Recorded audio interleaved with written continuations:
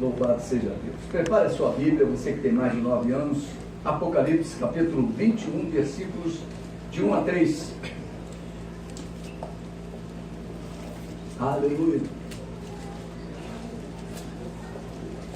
Hoje nós vamos continuar falando sobre o tabernáculo de Deus entre nós. Estamos na 13ª mensagem. E nós vamos continuar falando sobre a diferença dos sacerdócios, tá? O sacerdote, segundo a ordem arâmica, ou sacerdócio levítico, e o sacerdócio segundo a ordem de Melquisedeque, que somos nós, a igreja do Senhor. E diz assim no capítulo 21, vi novo céu e nova terra, pois o primeiro céu e a primeira terra passaram, e o mar já não existe.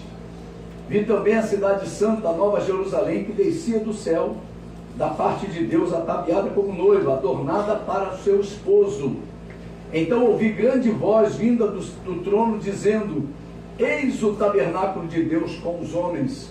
Deus habitará com eles, eles serão povos de Deus, e Deus mesmo estará com eles. Esse é o texto que nós temos usado como base, e nós vamos dar andamento nesse estudo tão especial, esse tema tão especial, esse assunto, tabernáculo de Deus. Quando nós conhecemos a respeito do tabernáculo, nós valorizamos a nossa vida cristã.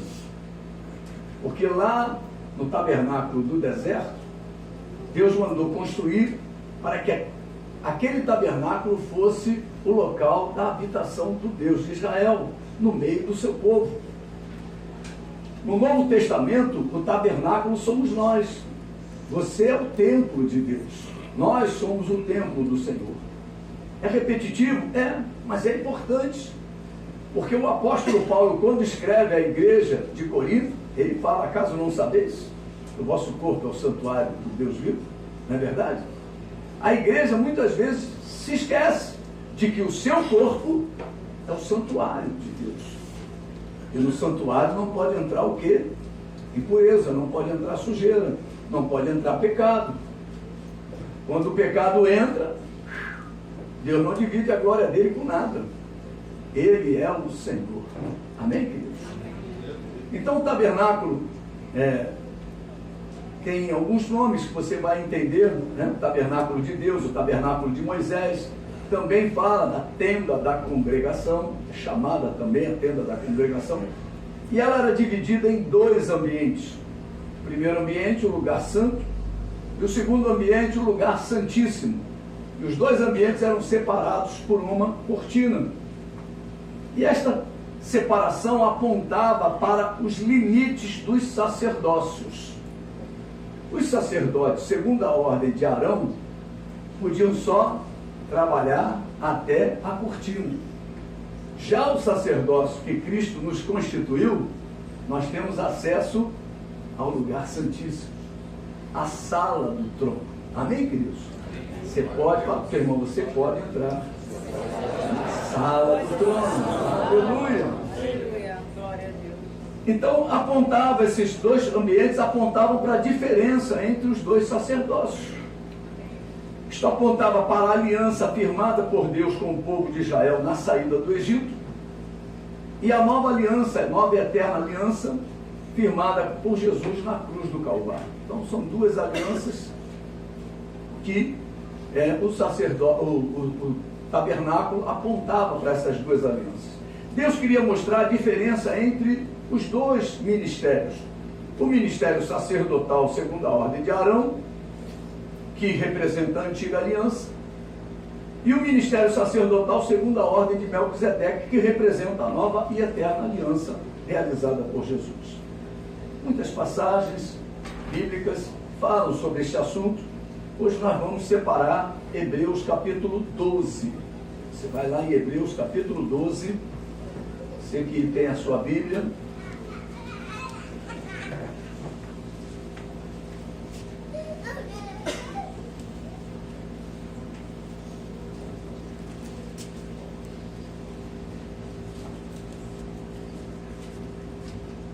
Capítulo 12 do livro da epístola aos Hebreus, né?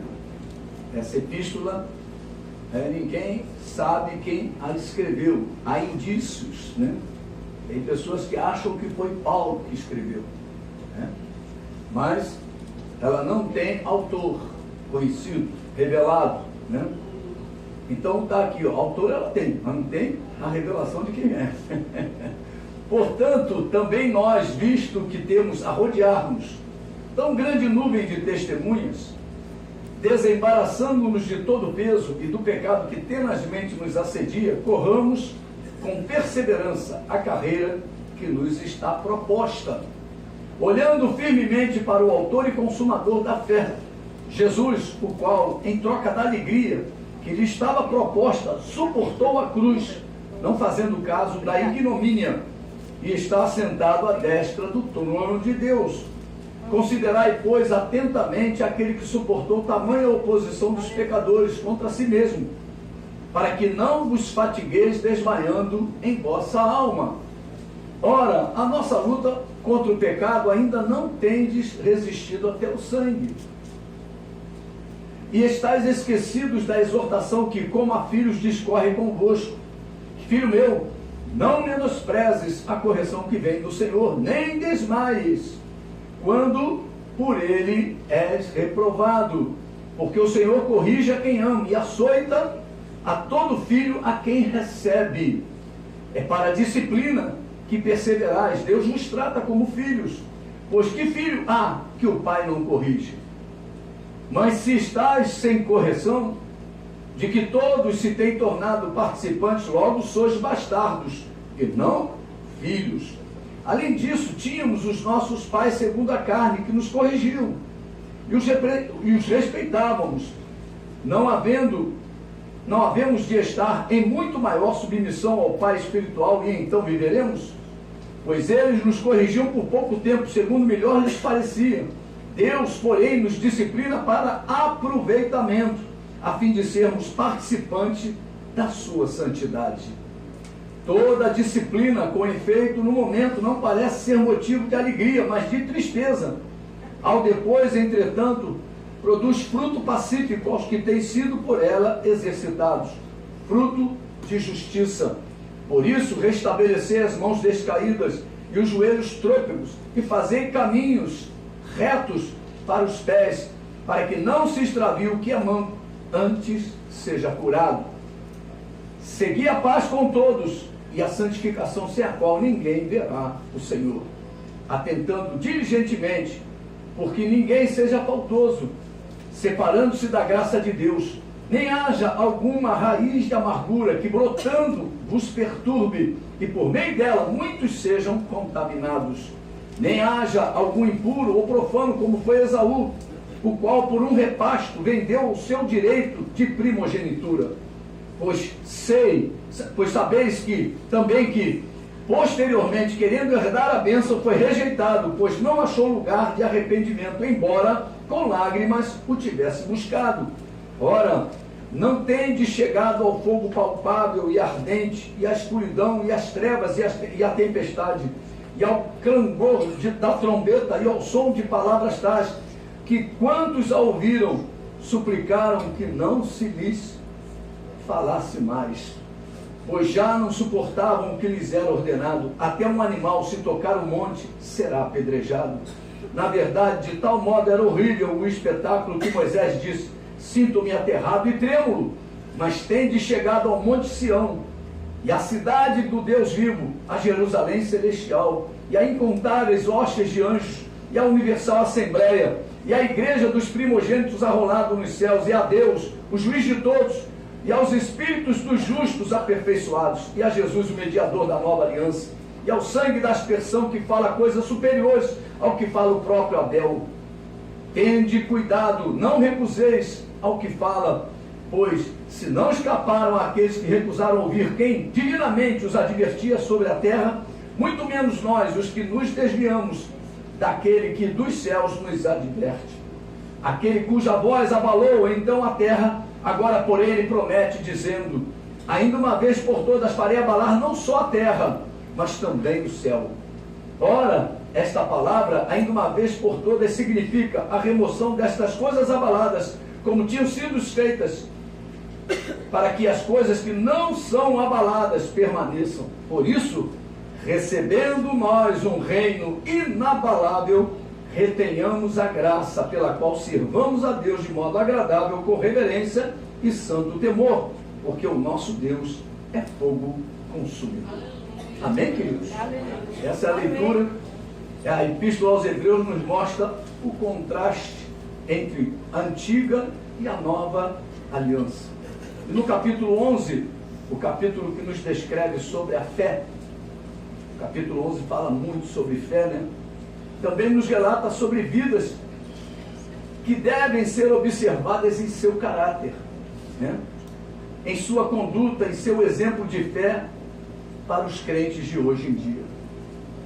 Os heróis da fé, como normalmente são chamados, estes que vivem no Velho Testamento, ou que viveram no Velho Testamento, e logicamente estes homens e mulheres tiveram seus nomes escritos neste capítulo 11, o capítulo de número 11. Viveram uma vida de fé, mas não conheceram as bênçãos completas do perdão dos pecados e da comunhão com Deus. Interessante, através da provisão do Calvário. Essas pessoas que estão lá como heróis da fé, no capítulo 11, você vai ver aí uma lista grande, né? Eles não tiveram a provisão do Calvário, eles não conheciam, né? E nós precisamos, eles viveram em antecipação à nova aliança, mas sem as suas provisões. Eles deram um testemunho positivo e eficaz, um testemunho por sua fé, tendo a confirmação do próprio Deus. E essa é a pergunta que fica no dia de hoje para as nossas vidas. Será que Deus tem confirmado a sua fé? Será que Deus tem confirmado a minha fé? Será que você tem o testemunho de Deus pela tua fé? No capítulo 12, no versículo 3, o escritor aos Hebreus nos convida a uma consideração interessante. Depois de considerarmos todas aquelas testemunhas do Antigo Testamento, o escritor aos Hebreus nos orienta a considerarmos aquele que suportou tamanha oposição, a saber, o próprio Jesus. Então você tem uma galeria de heróis e agora ele fala do Senhor. Interessante, né? O próprio diabo, junto com todo o seu império, fez oposição ao Senhor Jesus. Jesus Cristo é o exemplo supremo de uma vida de fé. Todos aqueles homens foram brilhantes, mas nós temos um que é o modelo de Deus, que é o padrão de Deus, é Jesus. É para ele que Deus manda nós olhar firmemente para o autor e o consumador da nossa fé. Você pode afirmar isso comigo? Jesus Cristo é o exemplo supremo de uma vida de fé. Aleluia! Estamos sendo observados no nosso progresso. Nesta carreira, nesta caminhada de fé, nós estamos sendo observados. E a Bíblia diz o quê? Corramos com perseverança. Então você não pode desistir no meio do caminho. Fala para o teu irmão Icatuca, ele diz assim, ó, você não pode desistir no meio do caminho. Aleluia! Os heróis correram e perseveraram. Nós precisamos correr e perseverar. Observemos a vida deles e observemos também a vida de Jesus. Nós precisamos observar os vencedores. Jesus disse, eu venci e vocês vencerão comigo. Amém? Então a vitória está à nossa disposição. Você pode falar para o teu irmão, livre-se de todo o peso. O peso, o que é peso? Nós vamos ver nesta noite, interessante. O peso do qual devemos nos livrar é o supérfluo. Interessante isso. É o desnecessário. É aquilo que pode nos atrapalhar. Isto sim deve ser deixado de lado. O que é supérfluo? É você quem decide. O que é supérfluo para você? O supérfluo é individual, igreja. Tem pessoas que a televisão o faz pecar.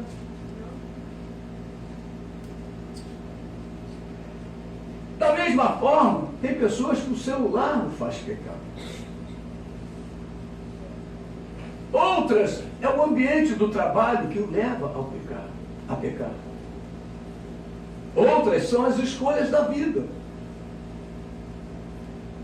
Escolheu um caminho errado. Às vezes, um bem material pode te levar ao pecado. Você passa a adorar aquele bem. Aquele bem passa a ser o centro da tua adoração. Você compreende isso que está sendo falado nesta noite? Faça as escolhas que Jesus faria. Então nós precisamos fazer as escolhas que Jesus faria. Existem determinados ambientes que são infestados de demônios, infestados de pecado, infestados de abominações. Esses ambientes devem ser evitados. Agora, o pecado não dá lugar a uma escolha pessoal. O pecado deve ser deixado de lado imediatamente após ser reconhecido. Você reconheceu o pecado? Deixa ele de lado. Por isso que a palavra, ela tem o poder de nos lavar. Hoje você está aqui e Deus hoje pode estar falando contigo de uma maneira como nunca falou. Como nunca falou com você. Você vai, ouve uma outra palavra e aquela palavra fala contigo de uma maneira que você também nunca tinha ouvido. E aquilo vai te limpando, vai te removendo aquilo que te atrapalhava a tua caminhada.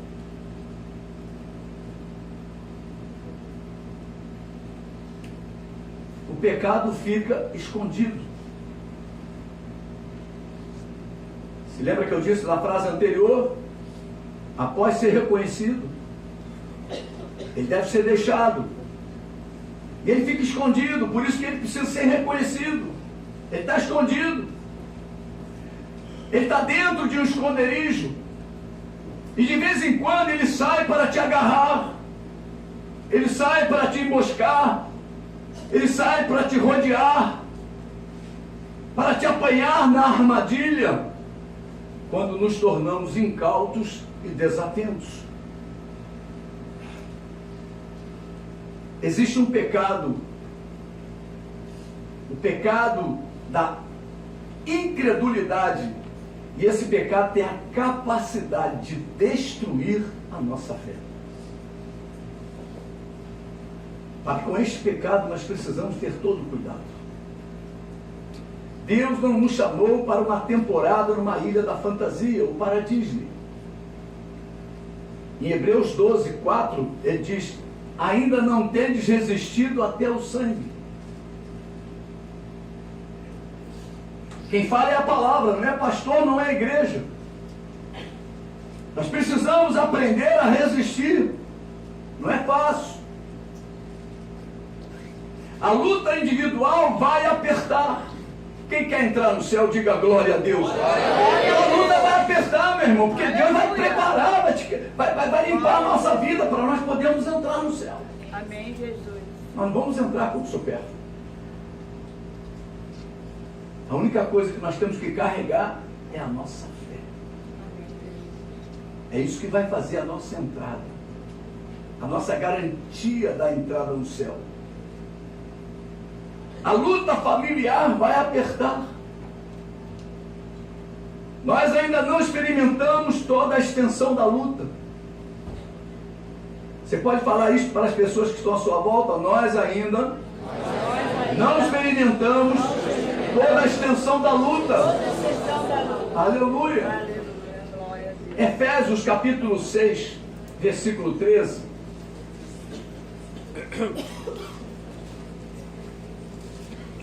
Fala a mesma coisa. Efésios 6, 13. Portanto, tomai toda a armadura de Deus para que possais resistir ao dia mau. No dia mau. E depois de ter vencido tudo, permanecer inabalável. O escritor aos Hebreus escreve o mesmo que o escritor aos Efésios. 1 Pedro 5, 9. Olha só o que está em 1 Pedro 5,9, muito conhecido.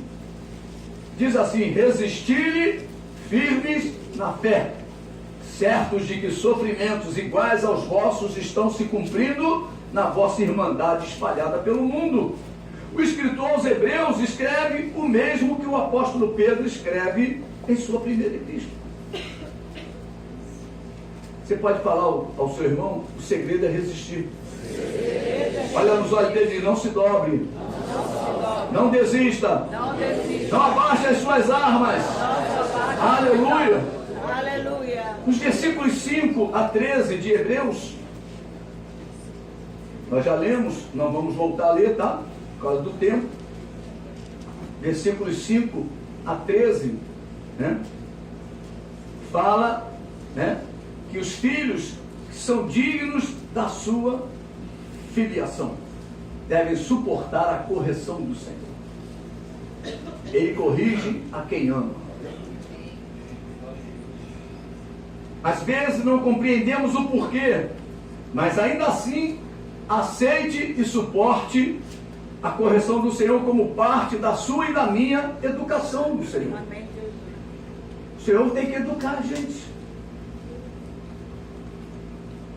E se Ele nos corrige, é sinal que nós somos filhos. Aleluia. Glória. Se não há mais correção, meu irmão, tu virou bastardo. Quem quer ser corrigido pelo Senhor? Amém. Aleluia. Eu quero. Levanta logo as duas. Me corrija, Senhor, porque eu preciso entrar no céu. Amém, Jesus. Eu não quero correr em vão. Eu não quero ficar no dia da tua volta agarrado a um bem material, agarrado a alguma coisa desta terra, a algum sentimento maligno, né, que me tirou a visão, que me cegou. É por meio dessas correções que somos reconhecidos como filhos verdadeiros e não filhos bastardos e espúrios. Quando você entende isto, esta maneira de Deus nos tratar vai te ajudar na sua caminhada em sujeição e submissão como verdadeiro filho de Deus. Nós precisamos compreender o que Deus quer fazer conosco. Se nós não tivermos o entendimento do que Deus quer com a nossa vida, qual é o objetivo de Deus na tua vida? É te salvar. Jesus veio para nos dar a salvação. Amém, Jesus. O objetivo maior de Deus na tua e na minha vida é a salvação. Então Deus vai trabalhar para você ser salvo. Então tudo que Deus está fazendo na tua vida, está permitindo na tua vida, é para a tua salvação. Aleluia.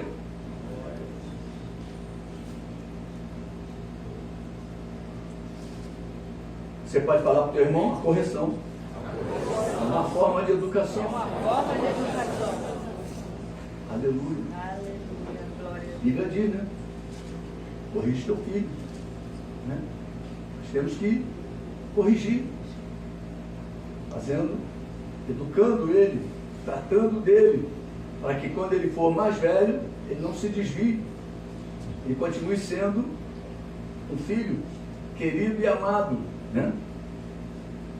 Hoje é dia de restabelecer as mãos descaídas e os joelhos trôpegos e fazer caminhos retos para os nossos pés. Amém, Jesus. Olha como é que Deus fala. Você não consegue mais levantar as suas mãos. Os teus joelhos não conseguem mais se dobrar diante de Deus. Deus quer restabelecer isso. E principalmente o caminho reto. É Deus que faz o caminho reto na nossa frente. Você pode levantar a tua mão e dizer: o caminho de Deus é perfeito. É, Deus, o caminho de Deus é perfeito. Hoje Deus está curando as nossas vidas. Porque é assim que funciona. Deus vem tratando de nós como Pai. E como é que Ele trata? Qual é o remédio de Deus? É a palavra. É a palavra que nos cura. É a palavra que nos liberta. E conhecereis a verdade, e a verdade vos? João 17, 17, a tua palavra é a verdade. Olha. Então a palavra de Deus é que vem fazendo essa obra em nossas vidas, nos libertando, nos curando, nos transformando, nos salvando. O Evangelho é para a salvação. Então nós precisamos aprender a amar a palavra. Você precisa olhar para a palavra e amá-la. As coisas que nós amamos, nós nos aproximamos. Nós nos aproximamos das coisas que nós amamos. E isso traz a cura para nós. Hebreus 12, 14 e 15, vamos lá ver. Esses dois versículos eu vou ler, que isso é pequenininho e é profundo demais esse aí. Diz assim: segui a paz com todos e a santificação, sem a qual ninguém verá o Senhor. Atentando diligentemente, porque ninguém seja faltoso, separando-se da graça de Deus, nem haja alguma raiz de amargura que brotando vos perturbe, e por meio dela muitos sejam contaminados. Estes versículos falam de relacionamento. Os relacionamentos das nossas vidas. Os relacionamentos humanos melhoram quando se compreende a natureza da adversidade. E a Bíblia diz: segui a paz com todos. De que forma que eu vou seguir a paz com todos? Como alguém que busca a harmonia. Como alguém que tem um espírito pacífico. Como alguém que deseja a união, a comunhão e nunca a divisão, a facção ou a separação. E a Bíblia também fala, e a santificação. Certamente uma das provas essenciais da nova vida em Cristo Jesus está no modo pelo qual os crentes vivem. Como é que tem sido a tua vida? Os vícios devem ser abandonados. O linguajar deve ser mudado. Já pensou se eu estivesse pregando aqui o linguajar que eu tinha antes de conhecer Jesus? Quem é que quer ficar aqui? Aquele pastor não dá não. O linguajar dele é linguajar mundano. Eu não vou ficar naquela igreja. Mas tu imagina como é que Jesus vai te levar para o céu com esse linguajar. Lá em cima tu vai fazer o quê? Tu vai falar o quê? Você vai falar como você fala aqui. Né? E os trejeitos? Os trejeitos dos crentes não são mais mundanos. O crente não pode andar como malandro.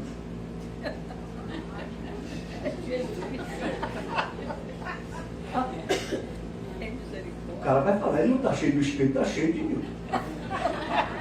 Você sabe qual é? O Espírito da malandragem. Não é verdade? Os trejeitos não são mais mundanos. Mas agora estamos caminhando como filhos de Deus nessa terra. E as nossas vestes não são mais as mesmas. Já pensou você ceando com o Senhor, cheirando uma cocaína? Senhor Jesus, estou cheio da graça. Me dá aquela bituca aí. Meu Deus, não sei nem o linguajar disso, mas é um negócio desse, né? A gente ouve falar. Ou com um cigarro de maconha. Ou um copo de bebida alcoólica na mão. Glória a Deus. Aleluia. Meu Deus do céu. Pensa. Qual é o testemunho da tua vida? Nós temos que praticar o que a palavra nos orienta.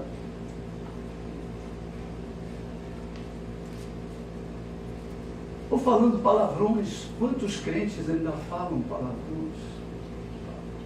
Não tem palavrão pequeno, nem palavrão grandão. É palavrão. Já o nome já diz. A palavra torpe, a palavra que atinge, é o torpedo. Aquela palavra sai como se fosse um torpedo da tua boca. Sabe o que o torpedo faz? Derruba. Afunda navios. Afunda barcos. E no teu barco está Jesus. Na tua vida está Jesus. Aleluia. Glória a Deus. Nós não podemos usar os nossos lábios para atingir ninguém. A irmã falou, a igreja é o local onde mais se julga. Se Deus fosse julgar a gente como nós julgamos, nós estamos perdidos. Nós estamos fritos. Fritos. Né? Falando palavrão assentado à mesa ou vestido indecentemente. Eu quero ver qual é o crente que vai entrar no Palácio Guanabara para falar com Pezão, é o governador, ou o Crivella do palácio lá da cidade, de bermuda, chinelo ou camiseta regata. Chega nem no portão, mas na casa de Deus quer chegar. Sou livre, mas não é para isso não, meu irmão, quer vir para outra coisa. Nós estamos no palácio de Deus, nós estamos na casa de Deus. Estamos na casa de Deus. O ministério que eu me converti, eu fui ensinado a usar a melhor roupa para ir à casa do Senhor. A melhor roupa. Você acha que assistiu minha esposa, meus filhos, que nós fomos educados dessa forma? Bota a melhor roupa. Nós vamos ter um encontro com o rei. Não é o prefeito nem o governador. É com aquele que não se corrompe. Amém, queridos? Venha para um encontro com o teu Deus. Nós estamos no ministério do sacerdócio da ordem de Melquisedeque. Se nós estivéssemos no sacerdócio antigo, nós tínhamos que vestir roupa de sacerdote. Tu não ia chegar aqui de qualquer jeito, não. Tu ia ter que botar aquele roupão sobre peliz, tu tinha que ter um calção especial, tinha que tomar um banho, tinha que se raspar. Meu irmão, a exigência era grande. Vai lá e lê. Vai lá e lê as exigências para o sacerdote, para entrar na casa de Deus, para entrar num lugar santo, para mexer nas coisas santas. Hoje o crente quer fazer a obra de qualquer jeito. Mas não podemos. Isso é ensino, irmãos. É para o teu crescimento. Amanhã tu vai ter um filho, aqueles que são solteiros, aqueles que já têm filho, como é que vai educar teu filho? Como é que vai querer que teu filho venha para a casa do Senhor? Nós precisamos ser exemplo, ser modelo, padrão. Eu tive isso lá no princípio. E não era por peso, não. Era uma coisa que era explicada como reverência. Então eu venho porque eu me sinto bem na casa do Senhor, vestido bem.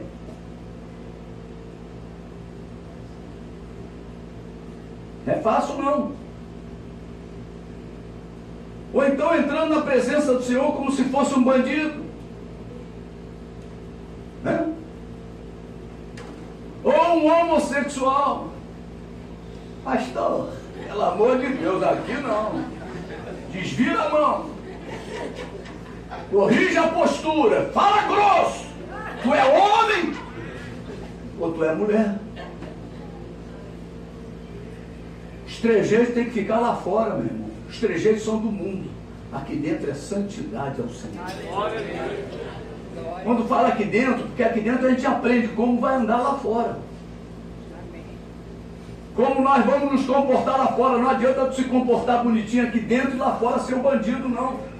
Lá fora ser o terror. Deus nos corrige para que a gente possa dar testemunho de vida. Deus nos orienta para que nós possamos dar testemunho de vida. Ou quem sabe até com os trejeitos, como eu já disse, de prostituta e de malandro. Raízes de amargura devem ser arrancadas ou queimadas. Até aqui falamos de itens exteriores, né? Mas tem itens que se localizam do lado de dentro do corpo. Do lado interior do corpo. E estes também devem ser tratados e mudados. Não podemos ser como sepulcros caiados, bonitos por fora, mas podres por dentro. Por dentro tem só bicho ruim. O bicho ruim está lá dentro. Por fora, glória a Deus, aleluia, mas por dentro, bom, sentimentos terríveis, desejando o mal. Pelo amor de Deus, meu irmão, sem santidade ninguém verá a Deus. O nosso Deus conhece o nosso coração, conhece a nossa alma, o nosso pensamento. Muitos irmãos vivem amargurados porque por não conseguirem realizar algo para Jesus. E em contrapartida atrapalham e tentam atrapalhar irmãos que estão conseguindo. Isso cria raiz de amargura. E todo amargo acaba sozinho. A solidão do cristão, o isolamento do crente deve ser visto. Deve ser por causa disso, a raiz de amargura. Ninguém consegue ficar perto de um amargo. A Bíblia diz que o marido que tem uma mulher amarga é melhor morar no deserto. Não é brincadeira, não. O gente quer sair de casa, não aguenta. Meu Deus, isso deve ser uma loucura. Uma pessoa amarga deve ser um negócio terrível. Ninguém gosta de viver perto de alguém amargo ou amargurado. As relações entre os crentes se rompem quando isso acontece.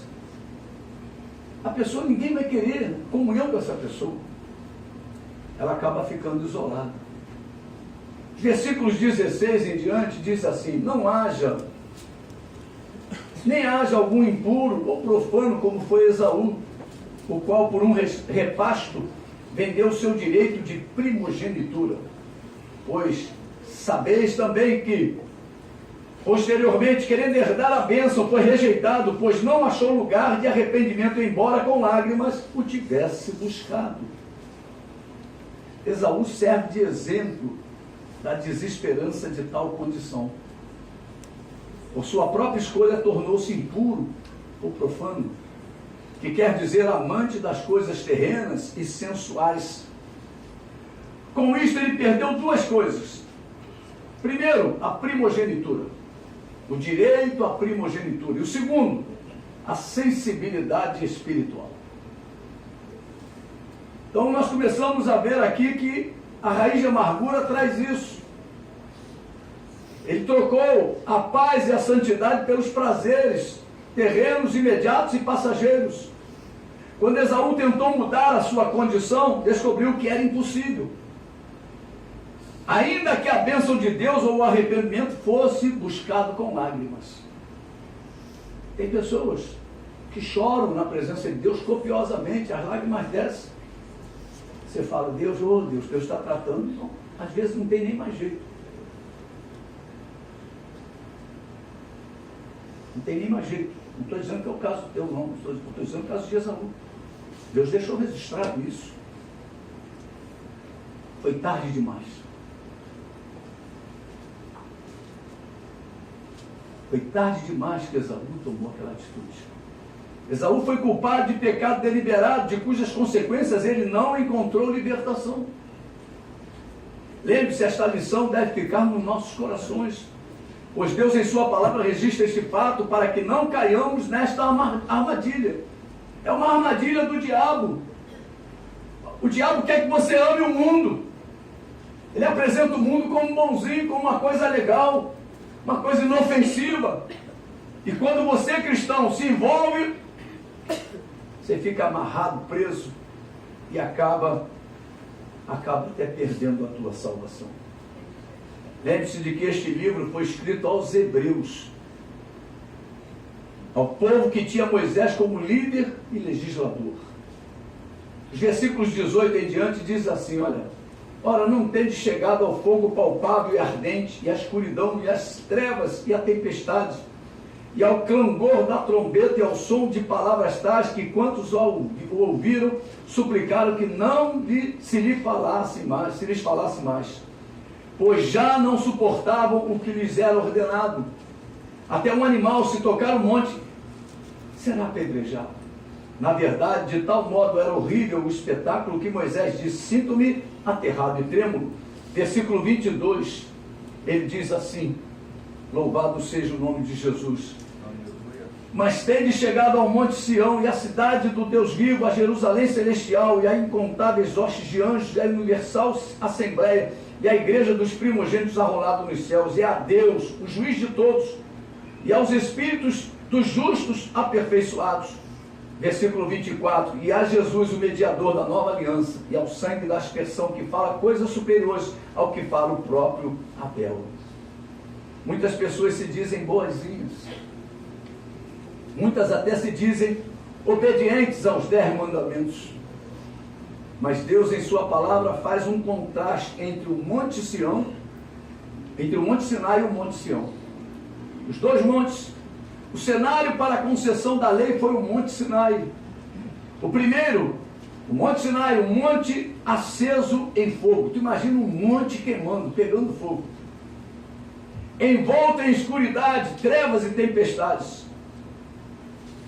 Ao clangor da trombeta e ao som de palavras, neste cenário Moisés foi tomado de tal maneira pela presença de Deus que temeu e tremeu grandemente.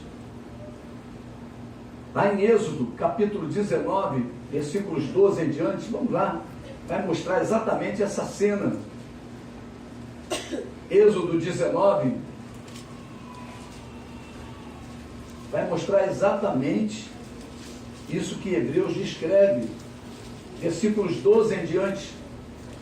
Marcarás em redor limites ao povo, dizendo: guardai-vos de subir ao monte, não toqueis no seu limite. Todo aquele que tocar o monte será morto. Olha, mas não era a presença de Deus, mas era o Monte Sinai.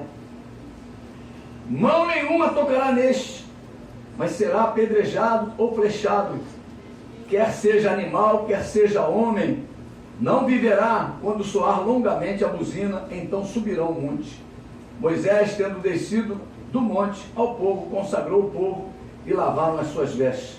E disse ao povo: estai prontos ao terceiro dia, e não vos chegueis à mulher. Ao amanhecer do terceiro dia houve trovões e relâmpagos, e uma nuvem, e uma espessa nuvem sobre o monte, e muito forte clangor de trombeta, de maneira que todo o povo que estava no arraial se estremeceu. Versículo de número 17. E Moisés levou o povo fora do arraial ao encontro de Deus, e puseram-se ao pé do monte. Tendo todo o monte Sinai fumegava, porque o Senhor descera sobre ele em fogo. A sua fumaça subiu como fumaça de uma fornalha, e todo o monte tremia grandemente. Imagina, a visão deve ser uma visão, né? Versículo 19. O clangor da trombeta ia aumentando cada vez mais. Moisés falava e Deus lhe respondia no trovão. Descendo o Senhor para o cimo do monte Sinai, chamou o Senhor a Moisés para o cimo do monte. Moisés subiu. E o Senhor disse a Moisés: desce, adverte ao povo que não traspasse o limite até ao Senhor para vê-lo, a fim de muitos deles não perecerem. Também os sacerdotes que se chegam ao Senhor, se não se consagrar, para que o Senhor não os fira. Então disse Moisés ao Senhor: o povo não poderá subir o monte Sinai, porque tu nos advertiste, dizendo: marca limites ao redor do monte e consagra. Ninguém podia tocar no Sinai, meu irmão. Ninguém podia se chegar até Deus. O povo ficava à distância, não havia intimidade com Deus. Aquele povo só assistia, mas não tinha intimidade. Se eu perguntar aqui, você já teve alguma intimidade com Deus? A grande maioria vai dizer que teve. Quem esteve aqui na vigília sexta-feira foi uma glória tremenda. Uma das vezes maior que eu senti a presença de Deus na minha vida foi nessa vigília de sexta-feira. A impressão que eu tinha é que um véu grosso desceu sobre a minha vida. E se desceu sobre a minha, desceu sobre toda a igreja. Sobre todos que estavam naquele momento. O peso da glória de Deus. Eu senti o peso da glória de Deus. Quem já sentiu o peso da glória de Deus? Amém. Glória a Deus. Aleluia. Eu senti. Aleluia. O povo ficava à distância, não havia intimidade. A lei não dá intimidade com Deus. O Monte Sinai aponta para a primeira aliança. O Monte Sinai caracteriza a distância entre o homem e Deus. Mas graças a Deus pelo Monte Sião. Nós, na nova aliança, no Calvário, quando Jesus verteu o seu sangue precioso, abriu um novo e vivo caminho até a presença de Deus. O Monte Sião representa a liberdade. Olha o que eu estou dizendo para você, igreja. A presença constante de Deus conosco. Representa o perdão. Representa a limpeza de todas as imundícias do ser humano. O Monte Sião representa a cidade do Deus vivo. Oh, glória a Deus. A Jerusalém celestial. A incontáveis hostes de anjos. A igreja dos primogênitos.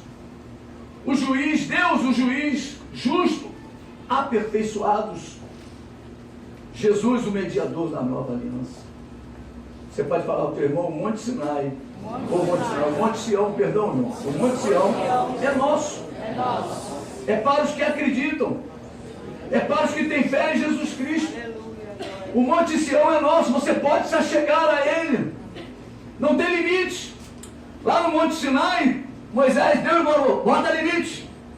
Havia limite. Mas na nova aliança não há limite. Se você buscar a Deus, você vai ter grandes experiências com Deus. Por isso que Deus dá experiência a alguns, porque esses alguns buscam de uma forma especial. Sobem o Monte Sião. Não é qualquer monte, não. É o Monte Sião. Você precisa buscar alcançar essa intimidade com Deus no Monte Sião. Amém, queridos? Amém. O Monte Sião é nosso. Você pode dizer, o Monte Sião é meu. O Monte Sião é meu. Aleluia. Deus abriu um novo e vivo caminho para poder chegar até Ele. Né? A habitação de Deus. Homens de fé entram nesta dimensão. Homens de fé, mulher, quando eu falo homens é mulheres, tá? É o grupo. Os humanos de fé entram nesta dimensão. Os antigos não viram, mas creram. Quer ver Mateus 13? Olha o que fala Mateus 13. É Jesus falando com aquele povo. Versículo 16. Bem-aventurados, porém, os vossos olhos, porque veem, e os vossos ouvidos, porque ouvem. Pois em verdade vos digo que muitos profetas e justos desejaram ver o que vedes, e não viram, e ouviram o que ouvis, e não ouviram. Meu irmão, vai lá, Isaías, Jeremias, Ezequiel, Daniel. Vamos descer. Rei Davi, Salomão, os grandes reis, Josias, um rei maravilhoso, né? Você vai, desce mais agora, vamos para a época dos juízes. Samuel, meu Deus do céu, esses homens, esses profetas de Deus, desejaram ouvir o que nós ouvimos e ver o que nós vemos. Nós somos privilegiados. Nós somos privilegiados. Nós somos privilegiados. Desejaram ver o que, igreja? Desejaram ouvir o que? Desejaram as palavras de vida eterna. Desejaram ver a graça de Deus. Desejaram ver o Messias. Desejaram ver a nova aliança. O Senhor Jesus. Louvado seja o nome de Jesus. Não desvalorize o que você tem. Valorize, eu quero que valorize o que você tem. Você é um ser, você é alguém tão importante para Deus. Né? E aí vai, o hino vai. Nada de ficar sofrendo no exterior, desse seu complexo exterior, né? Dizendo às vezes que não é ninguém. Meu Deus, tu é filho de Deus. Você é muito mais do que aquela turma do Velho Testamento, porque você já teve um encontro com o Messias. Eles morreram pela fé, esperando o Messias. Nós já recebemos ele. Nós já temos o Senhor Jesus. Você já tem? Levante sua mão e glorifique o nome do Senhor. Aleluia. Hebreus 12, 25 em diante, diz assim: tende cuidado, não recuseis ao que fala. Pois se não escaparam aqueles que recusaram ouvir quem divinamente os advertia sobre a terra, muito menos nós, os que nos desviamos daquele que dos céus nos adverte.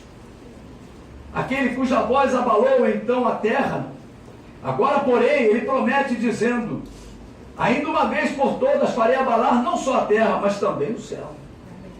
Ora, esta palavra, ainda uma vez por todas, significa a remoção dessas coisas abaladas, como tinham sido feitas, para que as coisas que não são abaladas permaneçam. Por isso, recebendo nós um reino inabalável, retenhamos a graça, pela qual servamos a Deus de modo agradável, com reverência e santo temor, porque o nosso Deus é fogo consumidor. Preste bastante atenção, igreja. Preste bastante atenção a Cristo. Se liguem em Cristo. Não recusem a voz de Deus falando através dos evangelhos. Se aqueles que rejeitaram a voz de Deus no Sinai não escaparam, muito menos nós que recebemos a mensagem direta do próprio Filho. A mensagem de Deus vem diretamente do próprio Deus. Jesus, Ele é o próprio Deus encarnado. Ele é o verbo de Deus. Deus nos convida a uma grande ceia. Ele abriu o céu. Jesus é a porta. Não recuse o convite. Deus o chama a uma nova vida. Deus abre aqui o juízo. O tempo do fim nos revela o que acontecerá. Um reino inabalável que será conquistado por todo aquele que retiver a graça, servindo a Deus de modo agradável, com reverência e santo temor. O nosso Deus é fogo consumidor. O céu, a terra, o mar, tudo isso acabará. Você que gosta de uma praia, vai acabar. O mar já não existe, é o que diz a Bíblia. Aquele marzão, aquela onda, surf. Eu tenho um sobrinho que está lá no Havaí, o negócio ficou feio no Havaí, meu Deus do céu. Era fogo, vento e chuva inundante. Tufão, Lane, né? Tufão Lane. Tu vê os relatos dele, teve que fugir de casa. Teve que sair de casa, ó, passaporte, dinheiro e a família. Passaporte, documento, né? Dinheiro e perna para quem te quer. Depois voltar para ver se a casa suportou. Ao fogo, ao vento e à inundação. Não é brincadeira não. Tudo isso será removido. Comece a pensar no céu, meu irmão. Porque tudo aqui embaixo vai acabar. O céu vai ser enrolado. Aquela lua linda. Que lua, oh meu amor, que lua. Ah lá. Ah, tem até lá um cavalo, tem um negócio lá. Meu irmão, acabou. O céu vai ser enrolado como um pergaminho. Não me pergunte como, mas é isso que Deus fala. Imagina Deus enrolando o céu como se fosse um pergaminho. Tem aí os arquitetos, como é que o projeto não é enrolado e metido dentro de um tubo? Quem sabe o que eu estou falando? O projeto é enrolado, ele abre o projeto e está lá, é o céu. Deus vai pegar o céu e vai fazer assim, enrolar e botar dentro de um tubo, acabou o céu. E a terra? Vai meter fogo nela. A terra está sendo entesourada para o fogo. Aquele teu bem, tu tá, meu bem, mal. Meu bem, meu mal. Vai ser o negócio, vai ficar bem. Não fica agarrado a isso. Comece a olhar para o autor e consumador da tua fé. Comece a olhar para Jesus com firmeza. Comece a colocar a tua vida em segurança, na rocha, na palavra. Isso tudo aqui vai passar, meu irmão. Vai ser uma tristeza aquelas pessoas que conhecem a verdade e ficarem presas nessa terra. Você imagina isso? As pessoas que conhecem Jesus, conhecem o Messias, já tiveram um encontro com a luz, já tiveram um encontro com a verdade e estão agarrados nas coisas daqui da terra. E a Bíblia diz, vai ser tudo enrolado. Estão te enrolando. Você vai acabar sendo enrolado. A terra será queimada, mas há um reino inabalável para os fiéis da terra. Hoje é dia de colocarmos diante de Deus as nossas fraquezas, os nossos pecados, os nossos caminhos tortuosos, as nossas insubmissões, as nossas rebeldias, as nossas mentiras, as nossas enfermidades, as nossas queixas, as nossas fraquezas. Ele é fogo. E tudo isso será queimado hoje, aqui e agora, em nome de Jesus. Aleluia. Tudo isso será queimado. Se você apresentar a Deus, Deus tem poder para queimar isso. Saia do Sinai e venha para Sião. Você pode falar isso para 2 ou 3 pessoas? Saia do Sinai